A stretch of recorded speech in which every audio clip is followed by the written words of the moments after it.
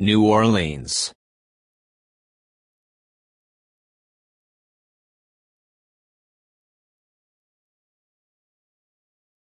Table of Contents, New Orleans. All about New Orleans with visiting and touring information. Geography. History. Attractions. And other points of interest.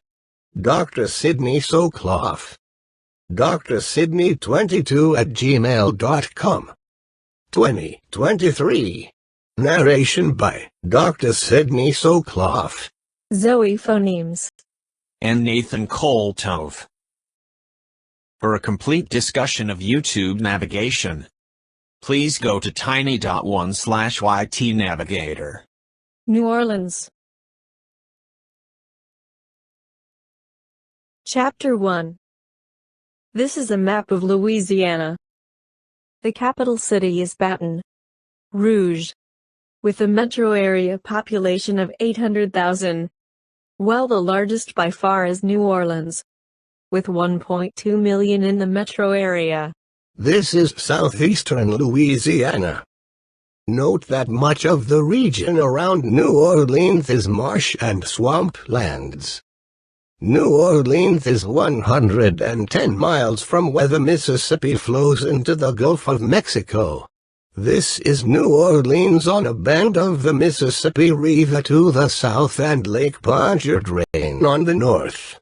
The French Quarter, or Vieux Carré, is the original city in a huge 90-degree curve in the Mississippi River, giving the city the nickname the Crescent City.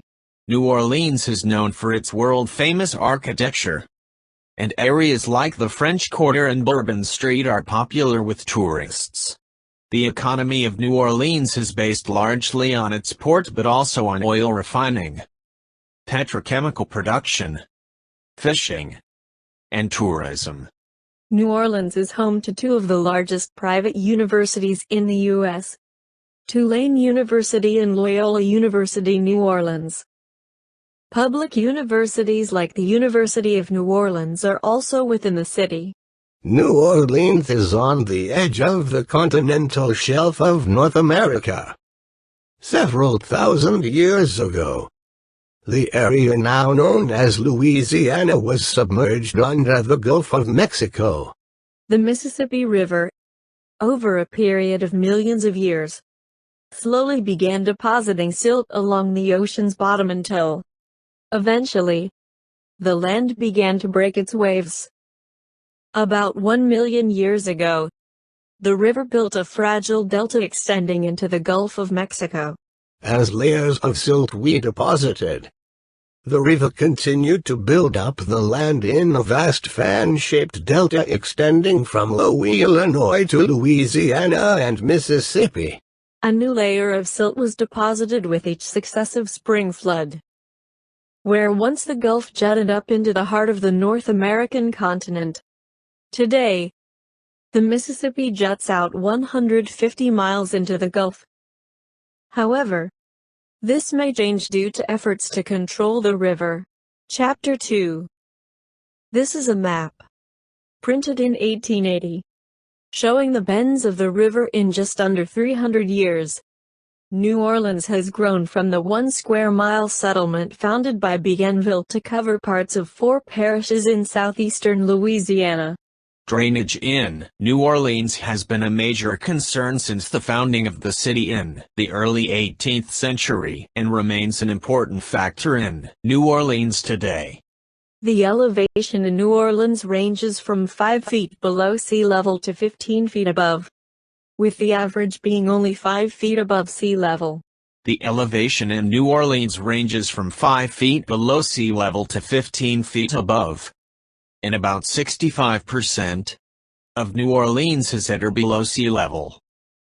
Because of the low flat terrain, a complex system of levees, canals, and pumps is required to reduce the risk of flooding. This is an elevation map of New Orleans. Blue and purple indicate elevations below the average level of Lake Pontchartrain, and orange and brown indicate elevations above. The central portion of metropolitan New Orleans, Metairie and Kenner, is unusual in that it is almost surrounded by water. Lake Pontchartrain to the north, Lake Bourne to the east, wetlands to the east and west, and the Mississippi River to the south. The land between the lake and the river is occupied by the city. The Mississippi River is about 11 feet above sea level, and Lake Pontchartrain is about 2 feet above sea level.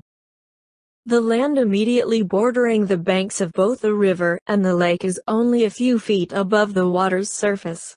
Half of the land area between the lake and the river is at or below sea level, and no longer has a natural outlet for the surface water.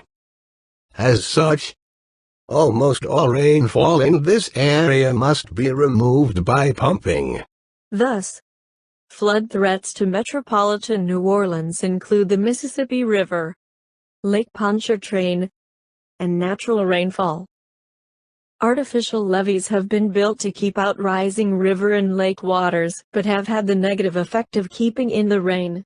This shows the extent of flooding in New Orleans in the aftermath of Hurricane Katrina. Lake Pontchartrain is typically about 2 feet above sea level. Like the river, it is usually kept out of the city below it by a natural levee around its banks. However, during storms, the lake can overflow the levees. Because of this threat, the U.S. Corps of Engineers has built up the height of the natural levees, as it has done along the river, and also a 14-foot flood wall for extra protection. New Orleans will be inundated by water from the lake if the levees and flood walls fail during a hurricane. This is a map showing the drainage system operated by New Orleans Sewerage and Water Board, as it existed prior to Hurricanes Katrina and Rita. This is a generalized map of prominent drainage features and neighborhoods of New Orleans. The system of drainage canals has been expanded and adjusted for more than 200 years. As of 2017, the New Orleans pumping system can pump water out of the city at a rate of more than 45,000 cubic feet per second. The system's capacity can also be described as being able to pump out 1 inch in the first hour of rainfall, followed by 0.5 inches per hour afterward. These are some of the New Orleans water pumps. Chapter 3. This map of the New Orleans area shows the maximum extent of flooding from levee breaches due to Hurricane Katrina on August 29, 2005. Chapter 4. A brief history of New Orleans. On April 9, 1682, the French explorer Robert Cavelier, Sieur de La Salle, and a small party arrived in the mouth of the Mississippi River. La Salle claimed the region and named it Louisiana in honor of King Louis XIV of France. This is a map of North America from 1718, showing the region of Louisiana claimed by the French. The King of France awarded a proprietorship of Louisiana to the Company of the West, owned by John Law, to develop a colony in the new territory. Law appointed Jean-Baptiste Lemoyne, Sieur de Bienville, to be the commandant and director general of the new settlement. In 1699, Pierre Lemoyne, Sieur d'Iberville, established the French colony of Louisiana. Bienville wanted a settlement on the Mississippi River, which served as the main highway for trade with the New World. The Native American Choctaw Nation showed Bienville a way to avoid the treacherous waters at the mouth of the Mississippi River by entering Lake Pontchartrain from the Gulf of Mexico and traveling on Bayou St. John to the site where New Orleans now stands. The site chosen for New Orleans had many advantages, because it sits where the distance between the river and Lake Pontchartrain is the shortest. Local Indians had long used the area as a depot and market for goods carried between the two waterways. The narrow strip of land here also aided rapid troop movements, and the river's crescent-shaped slowed ships approaching from downriver and exposed them to gunfire. Flooding from the river and the lake was always a hazard. The natural levees along the Mississippi River resulted from soil deposits left from the river's annual floods. The city of New Orleans was founded under the name La Nouvelle Orléans in 1718 by Jean-Baptiste Le Moyne de Bienville and the French Mississippi Company. New Orleans was named after Philippe II, Duke of Orléans, who was regent of the Kingdom of France from 1715 to 1723. In 1763, France lost control of the new colony to Spain with the Treaty of Paris. Spain then controlled the region until 1801, when it was passed back to France. New Orleans was sold to Spain in 1763. Two major fires and the subtropical climate destroyed many of the early structures of the French period. Early settlers soon learned to build with native cypress and brick. The Spanish established new building codes requiring tile roofs and native brick walls. The architecture of the French Quarter is thus actually more Spanish than French. This is a copy of the original Spanish plan of New Orleans from 1798. Chapter 6. The Louisiana Purchase was the acquisition of the territory of Louisiana by the U.S. from France in 1803, in return for $15 million, or approximately $18 per square mile. The U.S. acquired the territory between the Mississippi River and the Rocky Mountains, almost doubling the size of the country. With the Louisiana Purchase of 1803, the region encompassing New Orleans and surrounding areas was sold by France to the U.S. New Orleans then began to grow considerably, and with a variety of different ethnicities. The flag raising in the Place d'Armes of New Orleans, now Jackson Square, marked the transfer of sovereignty over French Louisiana to the U.S. on December 20, 1803. The Creole people of Louisiana are descendants of the inhabitants of Louisiana during the period of French and Spanish rule. They share cultural ties, such as the traditional use of the French and Louisiana Creole languages, and are predominantly Catholic. The Creoles are not to be confused with the Cajun people, who are descendants of French-Canadian settlers who first began settling in Nova Scotia, an area they called l'Acadie, in 1605. After 150 years of relatively peaceful farming and fishing on the edge of the Bay of Fundy, the Acadians were expelled when Canada fell to British rule. Many of the Acadians were invited to settle in French-speaking Louisiana in 1764. And once the term Acadian morphed into the English word Cajun. With the Louisiana Purchase in 1803 came an influx of Americans. These newcomers to New Orleans were viewed by the French and Spanish Creoles as low-class, uncultured, rough and tumble people who were not suited to the high society of the Creoles. Although the Creoles were forced to conduct business with the Americans, they did not want them in the old city. Canal Street was built at the upriver edge of the French Quarter to keep the Americans out. So, today Canal Street marks the boundary between the old French Rouge and the American streets, with different names.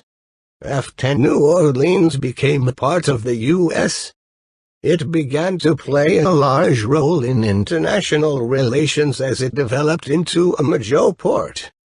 The port was then involved in the Atlantic slave trade and international trade up the Mississippi River. Chapter 7. On December 24, 1814, Great Britain and the U.S. signed a treaty in Ghent, Belgium, that effectively ended the War of 1812. News of the Treaty of Ghent was slow to arrive, however, and on January 8, 1815, The two sides met in one of the biggest and most decisive engagements of the War of 1812. In the Battle of New Orleans, future President Andrew Jackson, and an assortment of militia fighters, frontiersmen, slaves, Indians, and even pirates withstood a frontal assault by a superior British force, and inflicted devastating casualties. This victory in the Battle of New Orleans promoted Jackson to national fame and blocked British plans for an invasion of the American frontier. The Battle of New Orleans is commemorated at the Chalmette National Historical Park. The Chalmette National Historical Park is located only 5.5 miles downriver, or a driving time of just 15 minutes, via Highway 46, from the center of New Orleans. At Jackson Square. Chapter 8. This is New Orleans from Civil War Harper's Weekly. May 10th. New Orleans was the second largest city and largest port of the Confederacy. New Orleans was the major port for exporting cotton and importing much-needed supplies. The Battle of New Orleans from April 24 to April 25 of 1862 was a naval action by Union forces seeking to capture the city during the Civil War. The prime defenses of New Orleans were Fort Jackson and Fort St. Philip, both located on a bend of the Mississippi, 75 miles south or downriver from New Orleans. The Confederates considered them impregnable. A Union naval squadron of 43 ships under Admiral David G. Farragut entered the lower Mississippi near New Orleans and breached the heavy chain cables that were stretched across the river as a prime defense. By the middle of April, the Federal fleet arrived just below the forts. The fleet included a number of mortar boats, which were specially designed to lob large shells at forts. On April 18, 1862, the mortar boats opened fire. Admiral David Dixon Porter commanded the mortar fleet and was certain he could destroy the forts in just 2 days. For almost a week, he fired 16,800 shells at the forts. Despite this heavy bombardment, he was unable to disable the guns of the forts. Farragut called off the shelling and instead decided to run the gauntlet of the forts with his fleet. The Union fleet of 17 warships then defeated the smaller Confederate fleet. One Federal warship was sunk and 3 were seriously damaged. Farragut then continued upriver unchallenged to New Orleans. Realizing that resistance was useless, Confederate General Mansfield Lovell withdrew his 3,000 troops northward, and New Orleans surrendered on April 25, 1862. The next day the soldiers in the 2 forts below the city surrendered. On May 1, 1862, General Benjamin F. Butler led 15,000 Union troops into the city to take command for the remainder of the war. The permanent loss of New Orleans was considered one of the worst disasters suffered by the Confederacy in the Western theater of the war. This is a bird's-eye view of New Orleans in 1885 by Currier and Ives. Chapter 9.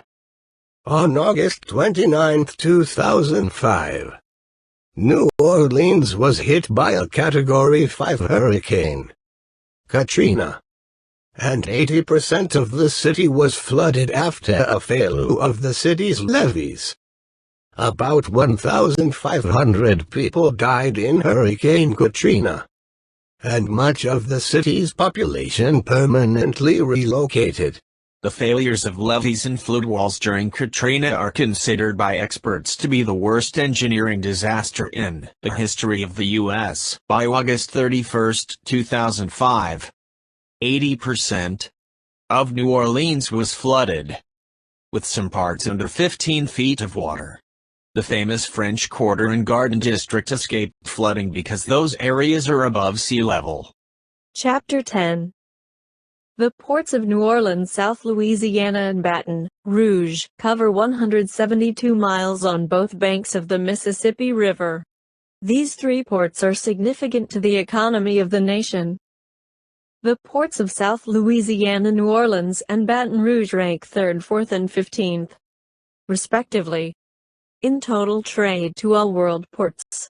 In terms of the dollar value of total trade of all the world ports, New Orleans, South Louisiana, and Baton Rouge rank 12th, 16th, and 27th, respectively.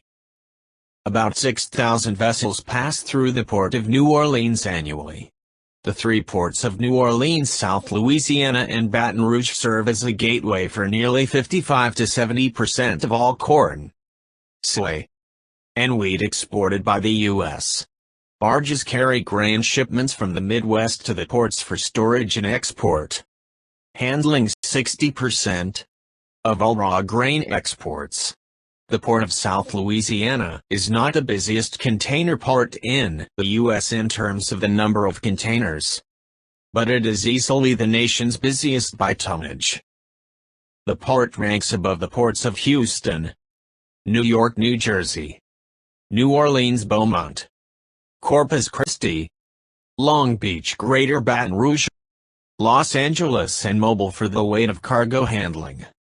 The Port of South Louisiana is the only port in the U.S. that ranks in the top 20 worldwide by tonnage. It is also the nation's largest port for grain exports and its biggest port by import values, handling about $70 billion per year of inbound cargo. The Port of South Louisiana extends 54 miles along the Mississippi River between New Orleans and Baton Rouge, centering at La Place, which serves as the port's headquarters. The highest tonnage exports from these three Louisiana ports are grain, 34%, crude oil, 24%, petrochemicals, 19%, chemicals and fertilizers, 7%, and coal, 7%. Imports include steel, rubber, coffee, fruits, and vegetables. The Port of South Louisiana is the largest tonnage port in the Western Hemisphere. These are tonnage numbers for U.S. ports. The Port of South Louisiana ranks first. The Port of South Louisiana is ranked 16th in the world. Of the nearly 5,000 ports worldwide, the Port of South Louisiana is the only U.S. port that ranks in the top 20 ports in the world. This shows the tonnage, both domestic and foreign, handled by the leading U.S. ports. These are the busiest container ports in the U.S. We see that although the Louisiana ports lead in terms of bulk cargo, they certainly are not high on the list in terms of container cargo, with New Orleans being the only international container port. This shows the container ports in the U.S. in 2010. This shows the container ports in the southeastern U.S. in 2010. In international commerce, about 5,000 ocean-going vessels dock at New Orleans annually, and more than 40 nations have consular offices in the city. New Orleans is also a busy cruise port, both in terms of Mississippi River cruises as well as ocean cruises. New Orleans ranks 25th in the world, with slightly over 1 million cruise ship passengers annually. New Orleans is an important port for river cruises, with boats of the American Queen Steamboat Company and the American Cruise Lines offering many cruises up the Mississippi River to Memphis, and even some all of the way up to Minneapolis and St. Paul. Chapter 11. The distance from New Orleans to the Gulf is about 110 miles, 180 kilometers. The head of passes is considered to be the location of the mouth of the Mississippi River. The head of passes is where the main stem of the Mississippi River branches off into three distinct directions at its mouth in the Gulf of Mexico: Southwest Pass, South, East, and South Pass, Sinte. They are part of the Bird's Foot Delta, the youngest lobe of the evolving Mississippi River Delta. The modern port of New Orleans began in 1879, with the construction of jetties in South Pass. Sandbars formed in these passes that had hindered ships from entering the river ever since the beginning of the city. The jetties narrowed South Pass, forcing the river to cut a deeper channel to a depth of 30 feet, 9 meters. Later, a second channel, Southwest Pass, was deepened to 40 feet, 12 meters, by installing jetties. The Southwest Pass is now the main entrance used by seagoing vessels entering and leaving the river. The U.S. Army Corps of Engineers maintains a 45-foot shipping channel for 220 miles downriver from Baton Rouge, the farthest inland deep-water port of the U.S., to the head of passes, and then downriver a further 20 miles through the Southwest Pass to the Gulf of Mexico. The 5.5-mile industrial canal links the Mississippi River to Lake Pontchartrain, the Intracoastal Waterway, and the Mississippi River Gulf Outlet. The Mississippi River Gulf Outlet Ship Channel, which shortens the passage to the Gulf by 40 miles, was opened to maritime traffic in 1963 but has since been closed in the aftermath of Hurricane Katrina. The Inner Harbor Navigation Canal, commonly known as the Industrial Canal, provides a navigation channel between the Mississippi River, Lake Pontchartrain, and the Gulf Intracoastal Waterway. It was opened in 1923, and the total length is 5.25 miles. The confluence of waterways. This simplified diagram shows how the southern half of the Industrial Canal also serves as the channel for the Gulf Intracoastal Waterway and the Mississippi River Gulf Outlet Canal. Chapter 12. New Orleans Points of Interest. This is a map of New Orleans. This is the central area of New Orleans. This, again, is the central area of New Orleans. This is a detail of the central area of New Orleans showing the French Quarter. Chapter 13. This is a map of the French Quarter. This is another map of the French Quarter. This is the French Quarter. This French Quarter is somewhat of a misnomer since most of the architecture is Spanish because of the Spanish's prolonged occupation of New Orleans from 1763 to 1801, when the French resumed control. However, the street names remained French. Chapter 14.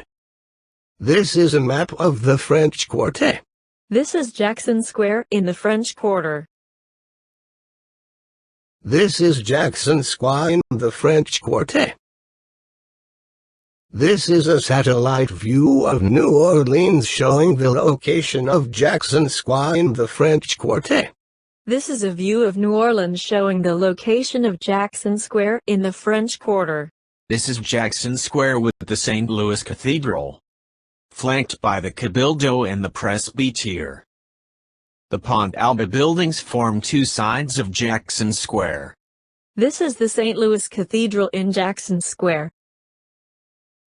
This is the interior of the St. Louis Cathedral.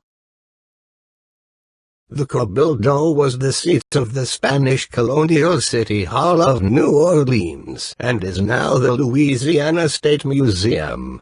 The original Cabildo was destroyed in the Great New Orleans Fire of 1788. The Cabildo was rebuilt between 1795 and 1799 as the home of the Spanish municipal government. The third floor, with a mansard roof in the French style, was added in 1847. The building took its name from the governing body that met there, called the illustrious Cabildo, or City Council. The Cabildo was the site of the Louisiana Purchase transfer ceremonies, late in 1803, and continued to be used by the New Orleans City Council until the mid-1850s. The Presbytery is an architecturally important building in the French Quarter of New Orleans. It is adjacent to the St. Louis Cathedral and faces Jackson Square. It was built in 1791 as a matching structure for the Cabildo, which flanks the cathedral on the other side. The Presbytery is one of the best examples of Spanish colonial architecture and was designated a National Historic Landmark in 1970. It is now part of the Louisiana State Museum. The presbytery was originally called the Casa Curial, or ecclesiastical house. Its name derives from the fact that it was built on the former site of the residence of the Capuchin monks and presbytery, rectory, or presbytery in French. While intended to house clergy, it was never used as a religious residence. The building was initially used for commercial purposes until 1834, when the Louisiana Supreme Court used it. In 1853, cathedral officials sold the presbytery to the city, and in 1908 the city sold it to the state. In 1911, the presbytery became part of the Louisiana State Museum, and was declared a National Historic Landmark in 1970. The Pontalba buildings form two sides of Jackson Square. They are matching red brick, 1 block long, 4-story buildings built in the late 1840s by Baroness Michaela Almonester Pontalba. The ground floors of the Pontalba buildings house shops and restaurants, and the upper floors are apartments, which are said to be the oldest continuously rented apartments in the U.S. This is the Upper Pontalba building. This is the Lower Pontalba building, which includes the 1850 house. This is the Lower Pontalba building. The 1850 house is part of the Louisiana State Museum. It is an antebellum row house furnished to represent life in mid-19th century New Orleans. It is located at 523 St. Anne Street on Jackson Square. The 1850 House Museum depicts middle-class family life during the most prosperous period in New Orleans history in a fully furnished 3-story apartment in the WWII Pontalba building. Chapter 15. The French Market, in French, Marché Français, is a market and series of commercial buildings spanning 6 blocks in the French Quarter. It was first established as a Native American trading post. This market is the oldest of its kind in the U.S. This shows the location of the French Market in the French Quarter. The French Market stretches from the Café du Monde at the upriver end near Jackson Square to the flea market stalls across from the New Orleans Mint Building. There are many stalls with souvenirs and other items, as well as many cafes and bars offering New Orleans seafood, Cajun food, Creole cooking, desserts, fruits, and vegetables. The Café du Monde, French for Café of the World or the People's Café, is a famous open-air coffee shop known for its café au lait and beignets. Chapter 16. This is a view of Bourbon Street, one of the best-known streets of the French Quarter. Many of the streets of the French Quarter were named for the royal houses of France and for Catholic saints. Contrary to popular belief, Bourbon Street is named not after the alcoholic beverage but rather after the royal house of Bourbon, the family then occupying the throne in France. Preservation Hall is a jazz venue in the French Quarter. The building is associated with a house band, a record label, and a non-profit foundation. This shows the location of the Preservation Hall. It is open nightly with concerts at 8, 9 and 10 p.m. Mondays through Wednesdays with additional 5 and 6 p.m. performances. Thursdays through Sundays. Preservation Hall is known for having the best in traditional New Orleans jazz. Limited online reservations are available at preservationhall.com/tickets and at the box office daily from 12 to 5 p.m. Chapter 17. Royal Street in French, Rue Royale, and in Spanish, Calle Real, is one of the original streets of the city, dating from the early 18th century. It is known today for its antique shops, art galleries, and hotels. This shows the location of these principal streets in the French Quarter. Chapter 18. Canal Street, in French, Rue du Canal, is a major thoroughfare in the city. Canal Street was the upriver boundary of the city's oldest neighborhood, the French Quarter, or Vieux Carré, and served historically as the dividing line between the colonial era, 18th century, Creole section and the newer American district. It is the central business district of today. This is a vintage postcard of Canal Street. The great width of the street, 171 feet, is the result of land set aside for a canal that was never built. The median of Canal Street became known as the neutral ground, acknowledging the cultural divide between the Creoles and the Americans. To this day, all medians of New Orleans streets are called neutral grounds. This is Canal Street, circa 1900. Chapter 19. The Garden District was originally developed between 1832 and 1900 and is considered one of the best preserved collections of historic mansions in the southern U.S. The 19th century origins of the Garden District illustrate wealthy newcomers building opulent structures based upon the prosperity of New Orleans in that era. St. Charles Avenue is a marge thoroughfare that runs through the Garden District, and is the home of the St. Charles Streetcar line. It is also famous for the dozens of mansions that adorn the tree-lined boulevard for much of the uptown section of the boulevard. This is a streetcar on St. Charles Avenue in the Garden District. This is a map of the Garden District. This whole area of the Garden District was once several plantations. It was sold in parcels to wealthy Americans who wanted to avoid living in the French Quarter with the Creoles. New Orleans annexed the area in 1852.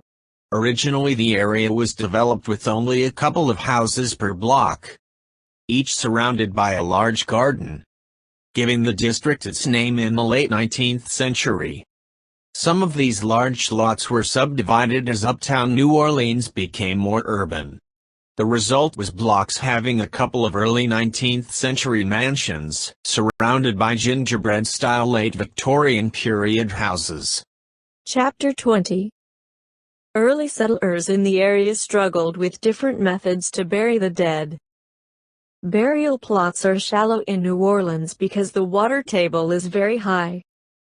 After digging a few feet down, the grave becomes soggy, filling with water, and the casket will literally float. Eventually, New Orleans graves were kept above ground, following the Spanish custom of using vaults. Wealthier families could afford the larger, ornate tombs with crypts.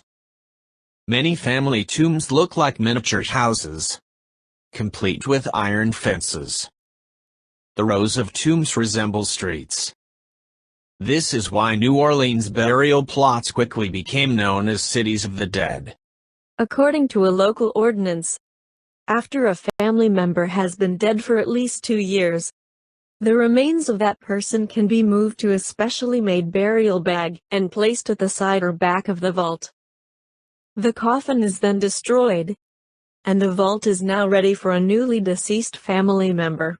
If a family member dies within the 2-year period, the body goes into a temporary holding vault, and the newly deceased family member is moved into his or her final resting place when the 2 years have elapsed.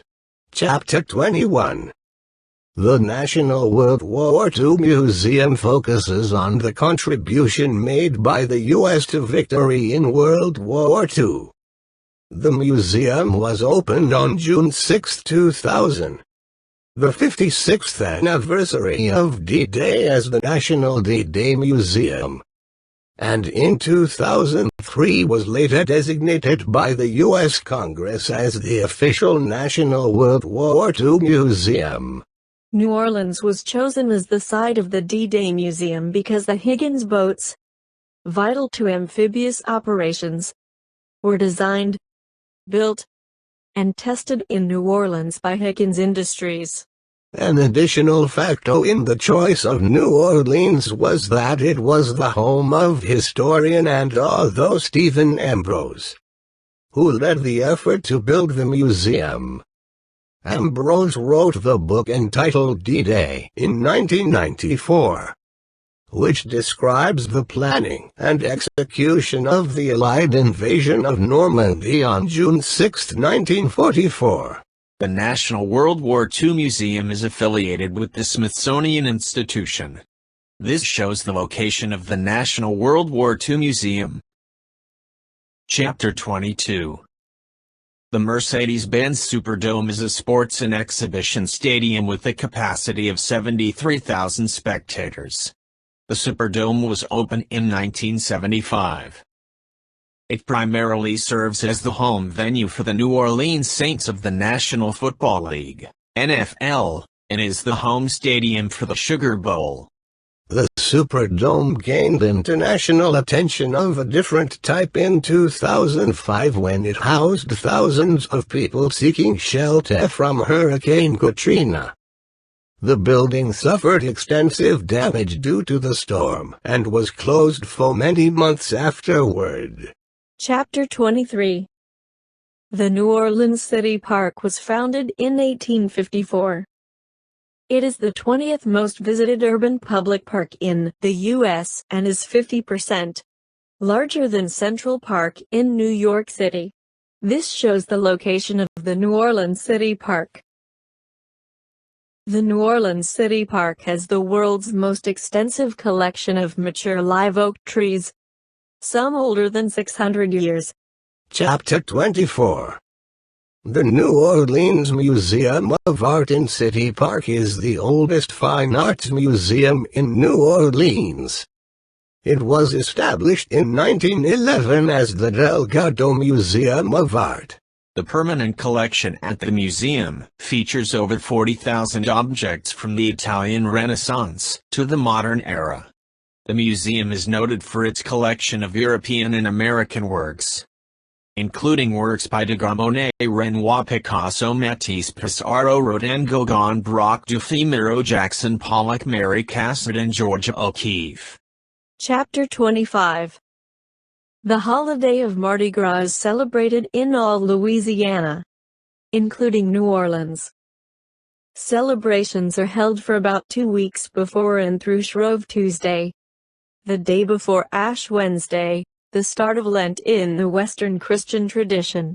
Usually, there is one major parade each day, weather permitting, and many days have several large parades.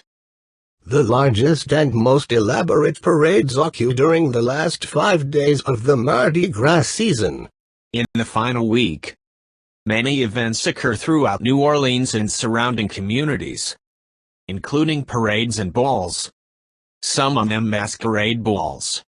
Recent Mardi seasons have included as many as 54 parades, with a total of 1,061 floats, 588 marching bands, and more than 135,000 participants. The combined parade routes covered 301 miles, and the processions were on the street for a total of 204 hours. Mardi Gras World, also known as Blanken's Mardi Gras World, or MGW, is a 300,000-square-foot working warehouse where floats are made for Mardi Gras parades in New Orleans.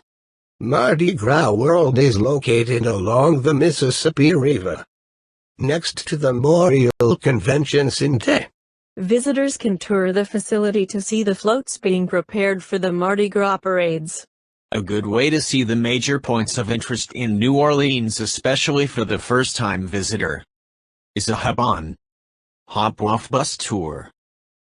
City Sightseeing New Orleans offers one such tour. This is a map of the City Sightseeing New Orleans hop-on hop-off double-decker bus tour. The entire loop takes 2 hours. These are the 18 stops on the City Sightseeing New Orleans hop-on, hop-off double-decker bus tour. This describes points of interest near the 18 stops of the City Sightseeing New Orleans hop-on hop-off bus tour. 1-day and 3-day tickets are available, each offering an unlimited hop-on hop-off of the tour buses, which come every 30 minutes from 9:30 a.m. to 5:30 p.m. The City Sightseeing buses offer a full narration on every bus throughout the route. Chapter 27.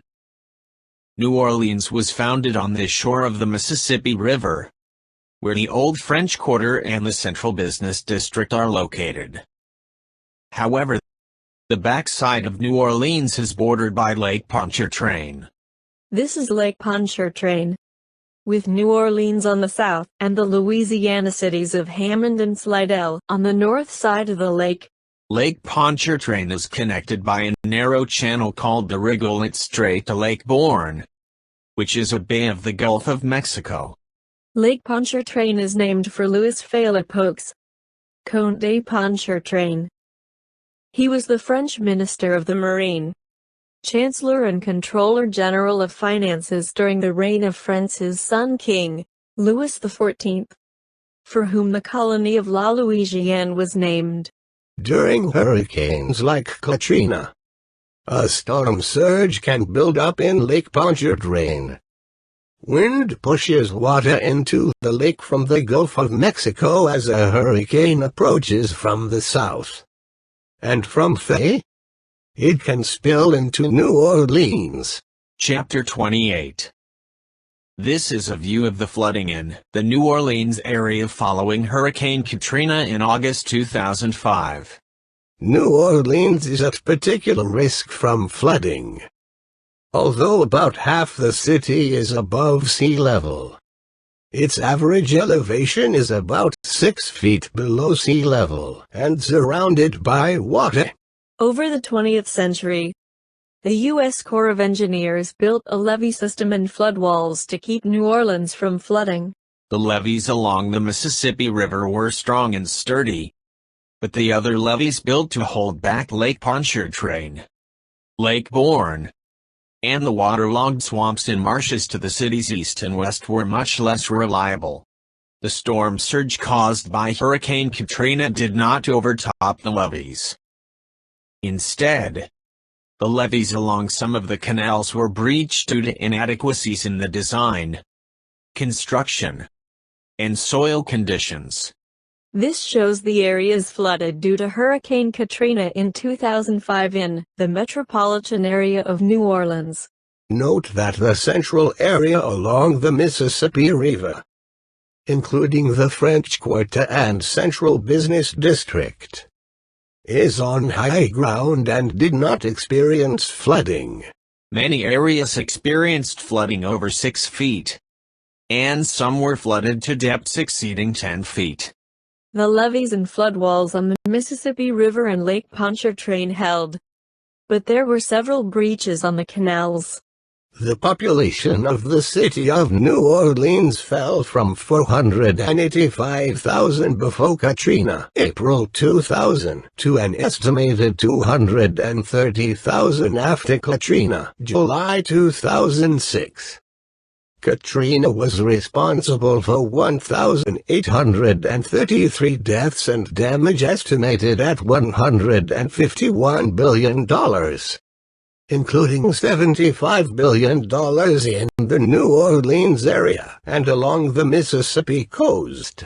Chapter 29. The climate of New Orleans. Will it be hot? Or will it be cold in New Orleans?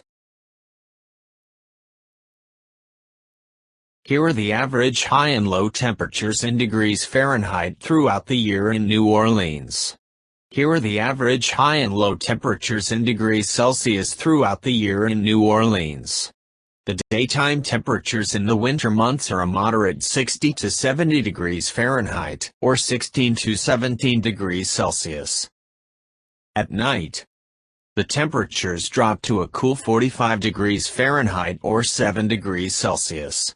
The daytime temperatures in the summer months are very warm, 75 to 90 degrees Fahrenheit or 32 degrees Celsius.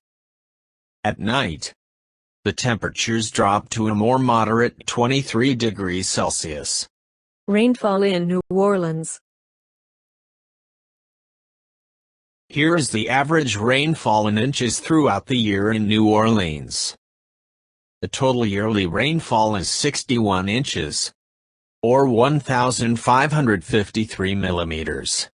Here is the average number of days per month with precipitation throughout the year in New Orleans.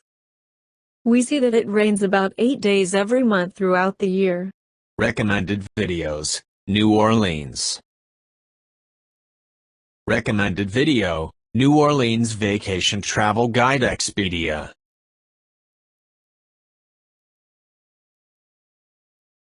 Recommended video, New Orleans, The Natural History.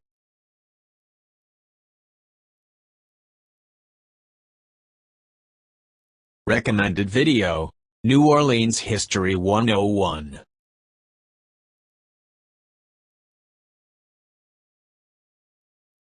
Recommended video, New Orleans 10 Best Places.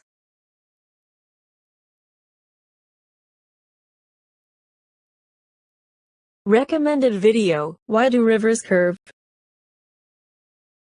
Recommended video, The Mississippi River Facts. Recommended video, Louisiana in the Civil War. Recommended video, Capture of New Orleans. Recommended video, Port of South Louisiana, Your Key to the World. Table of Contents, New Orleans. Thanks for watching. Please watch some more of my great videos.